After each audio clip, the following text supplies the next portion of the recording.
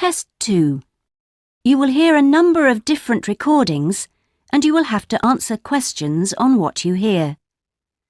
There will be time for you to read the instructions and questions, and you will have a chance to check your work. All the recordings will be played once only. The test is in 4 sections. At the end of the test, you will be given 10 minutes to transfer your answers to an answer sheet. Now turn to Section 1.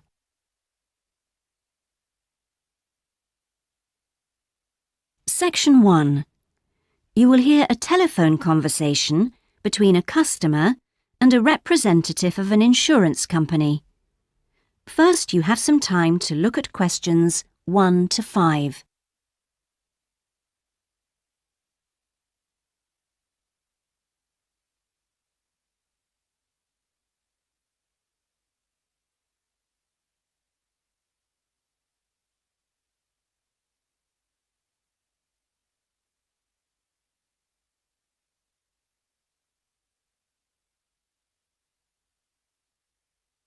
You will see that there is an example that has been done for you. On this occasion only, the conversation relating to this will be played first.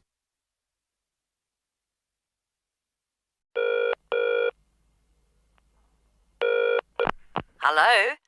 Motor Insurance Department? Oh, hello. I'd like to ask about insurance for my car. Yes, of course. I'll just take a few details. What's your name? Patrick Jones. The customer's name is Patrick Jones, so Patrick Jones has been written in the space. Now we shall begin. You should answer the questions as you listen, because you will not hear the recording a second time. Listen carefully and answer questions 1 to 5.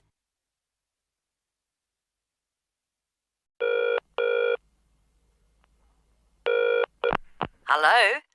Motor Insurance Department? Oh, hello. I'd like to ask about insurance for my car. Yes, of course.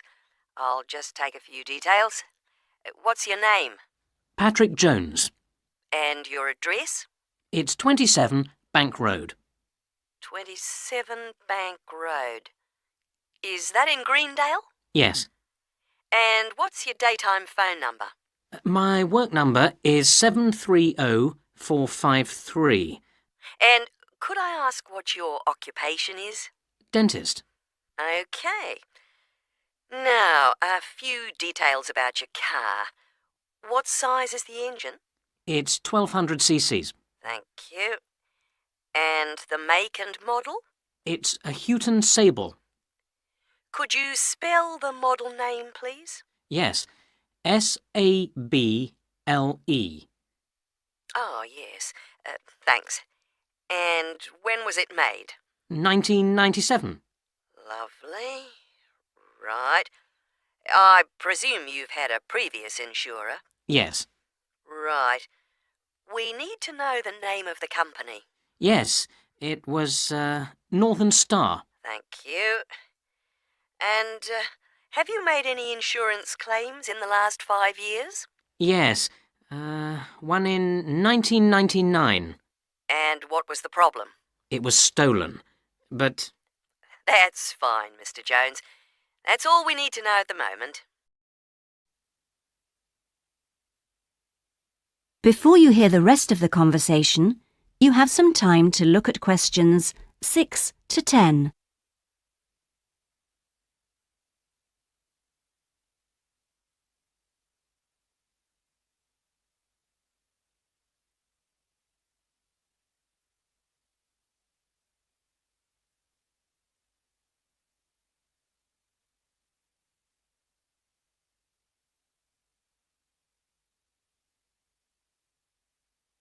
Now listen and answer questions 6 to 10. And will there be any other named drivers? Just the one. And his name? Simon Painter. Could you spell the surname, please? P-A-Y-N-T-E-R. OK, Thank you. And what relationship is he to you? He's my brother-in-law. And what will you or Mr. Painter be using the car for? Well, mainly for social use. Social use. Will you be using it to travel to work? Yes, sometimes. Travel to work. Anything else? No, that's it. And finally, when would you like to start the insurance? I'll need it from the 31st of January. Right. Mr. Jones, I'm getting a couple of quotes coming up on the computer now, and the best bet looks like being with a company called Red Flag. Yeah? And that comes out at $450 per year. Oh, well, that seems okay. It's quite a bit lower than I've been paying up to now. Great. So, would you like me to go ahead with that? Sure, why not? How would you like to pay? That is the end of section 1. You now have half a minute to check your answers.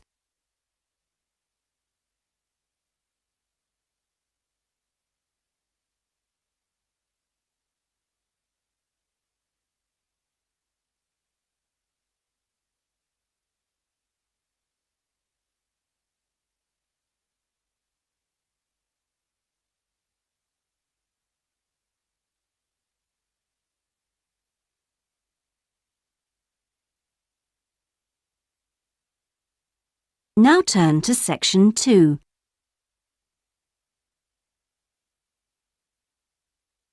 Section 2. You will hear a recorded message giving tourists travel information in a large city. First, you have some time to look at questions 11 to 18.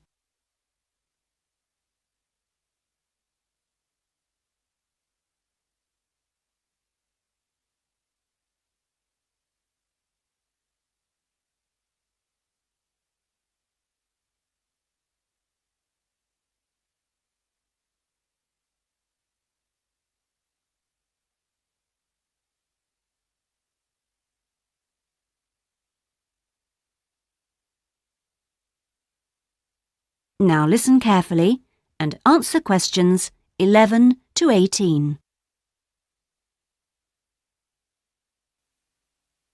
Thank you for calling the tourist line.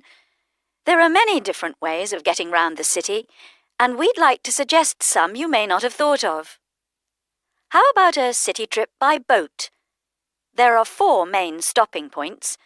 From west to east, stop A, Greenbanks, stop B, City Bridge, stop C, Roman Landing, and stop D, Newtown. You can find the main booking office at stop A. The first boat leaves at 8 a.m. and the last one at 6:30 p.m. There are also many attractions you can visit along the river. At stop A, if you have time, you can visit the fine 16th century palace here, built for the king with its beautiful formal gardens. It's very near the booking office. Now you can enjoy every corner of this superb residence. Stop B. Why don't you visit Tower Restaurant with its wide range of refreshments? This is a place where you can sit and enjoy the wonderful views over the old commercial and banking centre of the city. Stop C is the area where, in the 1st century AD, invading soldiers crossed the river. This was much shallower than it is now. That's why this area is called Roman Landing. There's an interactive museum to visit here, with a large shop which has a good range of local history books. At the furthest point of the trip, stop D, the most exciting place to visit is the new entertainment complex with 7-screen cinema, bowling alley, and video games arcade. Before you hear the rest of the message, you have some time to look at questions 19 and 20.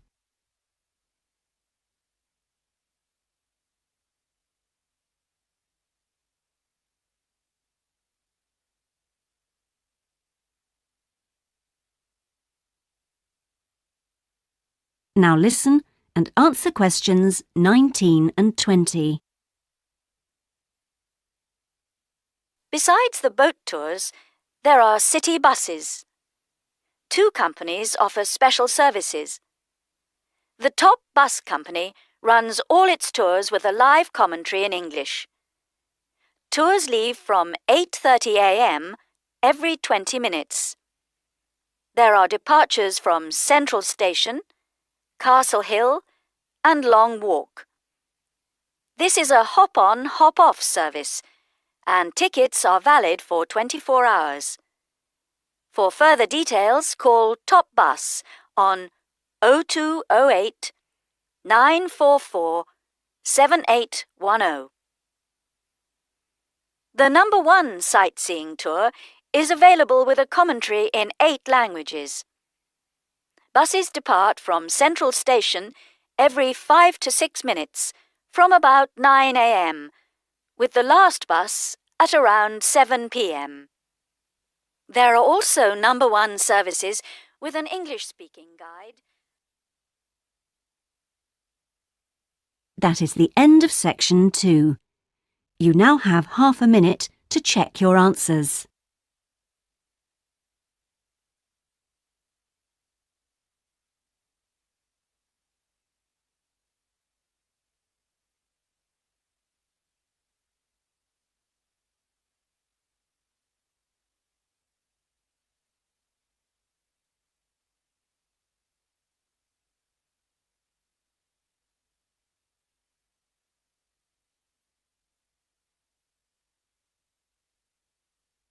Now turn to section 3.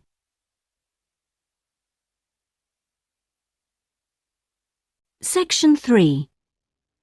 You will hear a seminar with Dr. Martin Merriweather of the Antarctic Centre in Christchurch, New Zealand. First, you have some time to look at questions 21 to 26.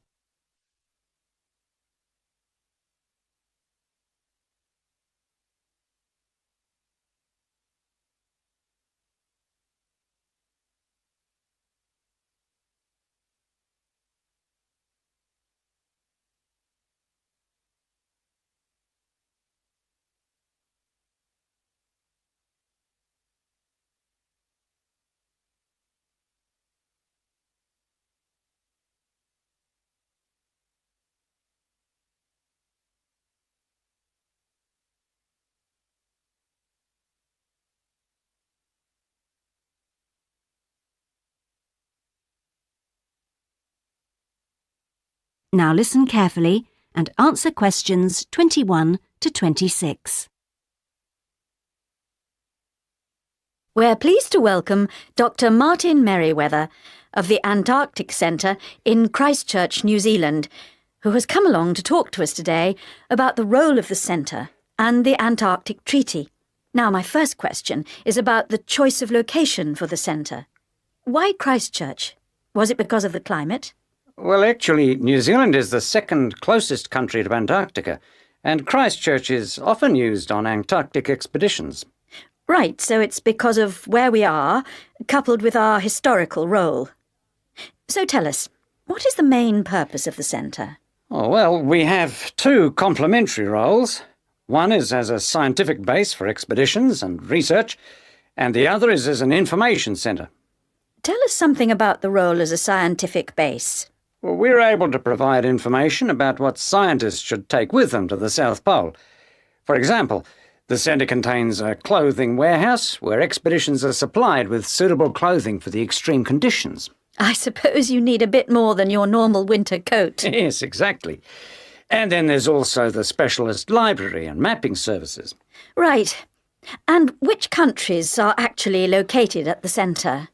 Well, the centre houses research programs for New Zealand, for the United States, as well as for Italy. There's even a US post office at the American Air Force Base here. Really? And what does the Visitors Centre offer?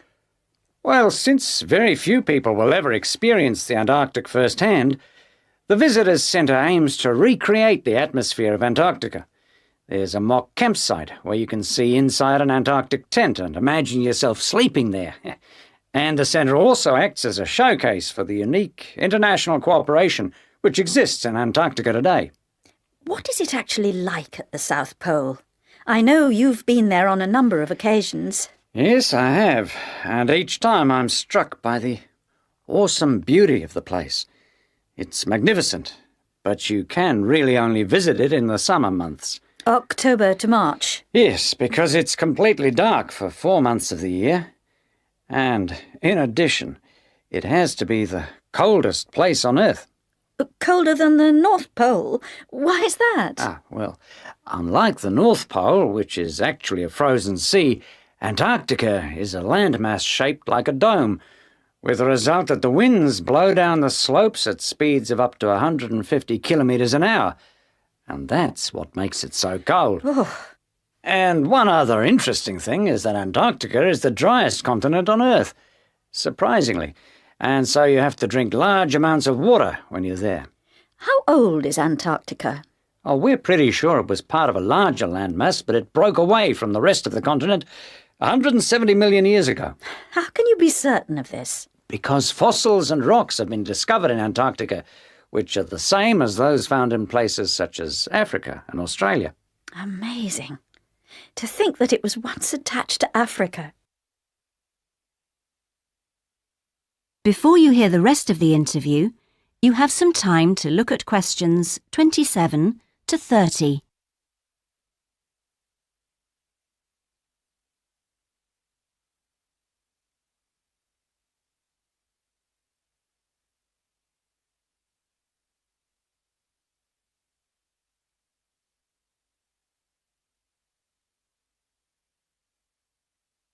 Now listen and answer questions 27 to 30. Now, let's just have a look at the Antarctic Treaty. How far back does the idea of an international treaty go? Well, as far back as the 19th century, when 11 nations organised an international event. When was that exactly? In 1870, and it was called the Polar Research Meeting. And then not long after that, they organised something called the First International Polar Year. And that took place when exactly?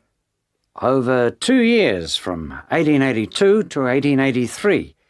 But it wasn't until the 1950s that the idea of an international treaty was proposed. And in 1959, the treaty was actually signed. What do you see as the main achievements of the treaty? Well, firstly, it means that the continent is reserved for peaceful use. That's Article 1, isn't it? Yes. That's important, since the territory belongs to everyone. Yes, but not as important as Article 5, which prohibits any nuclear explosions or waste disposal. Which is marvellous. Well, I'm afraid we're going to have to stop there because I'm afraid we've run out of time. Thanks for coming along today and telling us all about the centre and its work. That is the end of section 3. You now have half a minute to check your answers.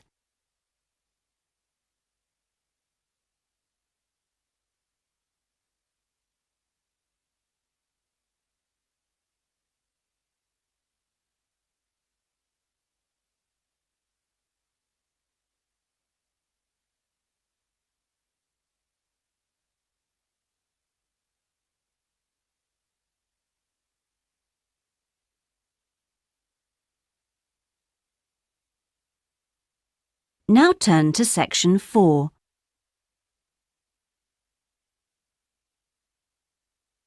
Section 4. You will hear a presentation given by a sports science student on her project on left and right-handedness in sport. First, you have some time to look at questions 31 to 40.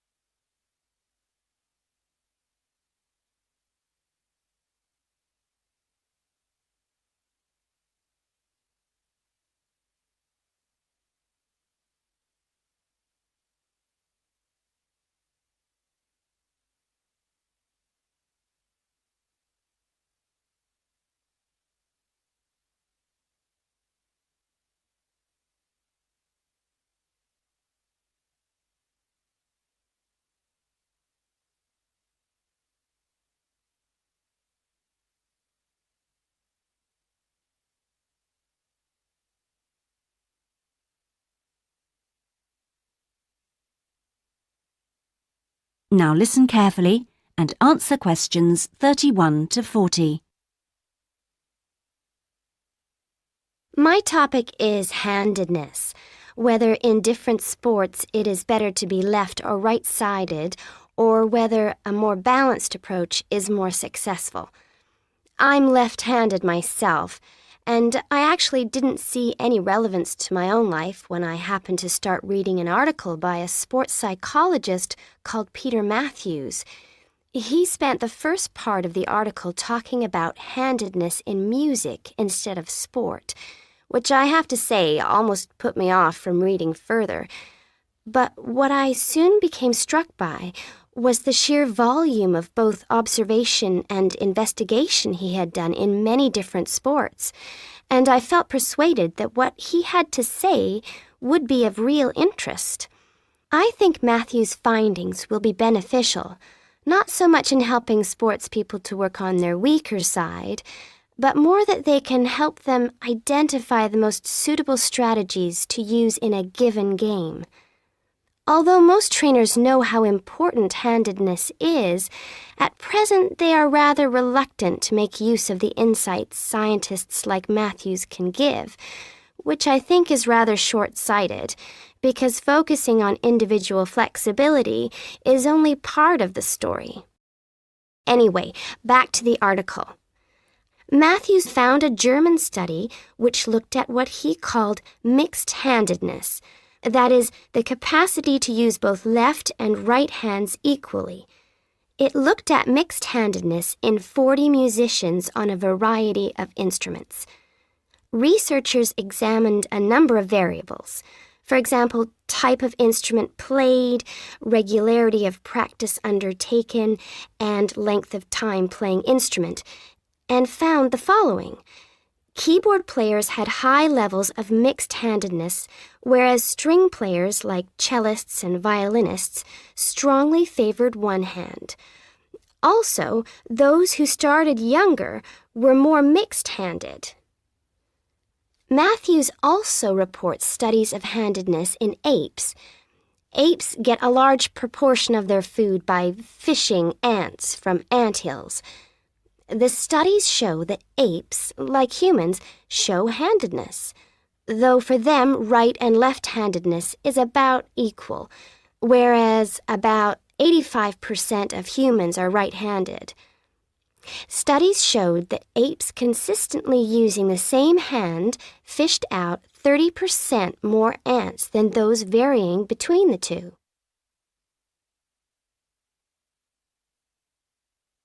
Matthew started researching several different sports and found different types of handedness in each. By the way, he uses handedness to refer to the dominant side for feet and eyes as well as hands.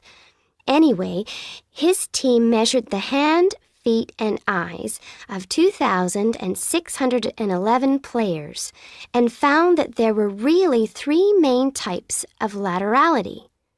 Mixed, you work equally well on both sides, both hand and eye. Single, you tend to favor one side, but both hand and eye favor the same side. And cross-laterality, a player's hands and eyes favor only one side, but they are opposite sides. Let's start with hockey. Matthews found that it was best to be mixed-handed. This is because a hockey stick must be deployed in two directions. It would be a drawback to have hand or eye favoring one side. An interesting finding is that mixed-handed hockey players were significantly more confident than their single-handed counterparts. Things are slightly different in racket sports like tennis. Here, the important thing is to have the dominant hand and eye on the one side. This means that there is a bigger area of vision on the side where most of the action occurs. If a player is cross-lateral, the racket is invisible from the dominant eye for much of the swing. It means that they can only make corrections much later, and often the damage has been done by then. And moving to a rather different type of sport, which involves large but precise movements, gymnastics. It's been found that cross-hand-eye favoring is best. The predominant reason for this is because it aids balance, which is, of course, absolutely central to performance in this sport. That is the end of section 4. You now have half a minute to check your answers.